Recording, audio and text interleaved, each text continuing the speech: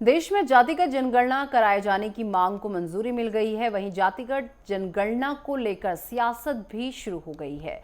जातिगत जनगणना को लेकर बीजेपी विधायक अजय महावर से खास बातचीत की नेटवर्क 10 संवाददाता ने। सुनिए। जाति जनगणना पे सियासत गरमाई हुई है। जब से बीजेपी द्वारा जाति जनगणना कराने की बात की गई है, तब से लगातार एक्स अकाउंट पे लोग वार पलटवार करते हुए दिखाई दे रहे हैं। इसी पे हम खास बातचीत करेंगे अजय महावर जी से। उनसे जानेंगे कि आखिर जिस प्रकार से भारतीय जनता पार्टी ने जब से जाति जनगणना की बात की है, तब से लगातार जो अपोजिशन पार्टी के लोग हैं, वो लगातार भारतीय जनता पार्टी पे हमलावर बोलते हुए दिखाई दे रहे हैं। सर, कई लोग ऐसा कह रहे हैं, जो अपोजिशन पार्टी के लोग हैं, उनका कहना ये है कि ये मुद्दा हमारा था, जिसे भारतीय जनता पार्टी ने चुराया है। मुझे बताइए, देश में लंबे समय तक शासन किसका था? कांग्रेस का शासन था। तब किसने रोका था उनको? किसी ने रोका तो नहीं था। और मनमोहन सिंह जी की सरकार 14 तक रही, 4 से 14 तक। उस 10 वर्षों में वो कहाँ सोए हुए थे? कांग्रेस ने तो हमेशा विरोध किया है।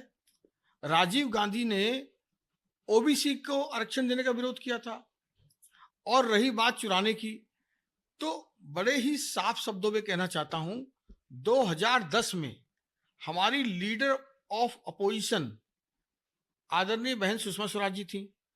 सुषमा स्वराज जी ने तब फाइनेंस मिनिस्टर प्रणब मुखर्जी जी को चिट्ठी लिखी और चिट्ठी लिख करके मांग की थी कि आप जातिगत जनगणना कराइए।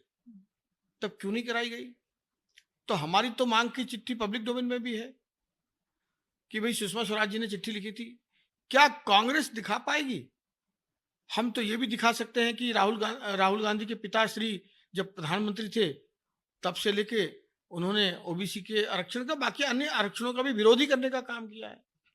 तो इनका चेहरा दोहरा चेहरा है और ये जनता से आउट ऑफ टच है, कटिंग है।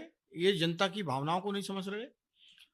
हमने जन भावना को समझा, हमने परिस्थितियों को देखी और हमारी सरकार और आदरणीय प्रधानमंत्री नरेंद्र मोदी जी ने अपने काउंसिल ऑफ मिनिस्टर्स के साथ मिलकर के इसको निर्णय लिया।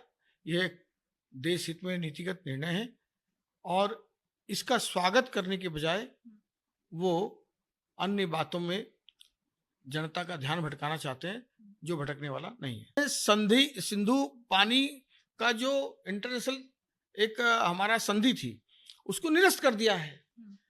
आप क्या समझते हैं, ये किसी युद्ध से कम है? ये युद्ध से कम नहीं है, ये युद्ध की उद्घोषणा ही है। और पानी बिना पाकिस्तान में क्या हाल होने वाला है, ये वक्त बहुत जल्द बताएगा। पापियों को सजा देना, दंड देना राजधर्म है और हम भारत के जनहित में, राष्ट्र हित में अपने राजधर्म का पालन करेंगे। अब देखना बड़ा दिलचस्प होगा कि आखिर पहलगाम आतंकी हमले पे क्या कुछ भारत सरकार करती है। कैमरामैन अभिषेक के साथ मैं पल्लवी श्रीवास्तव, नई दिल्ली।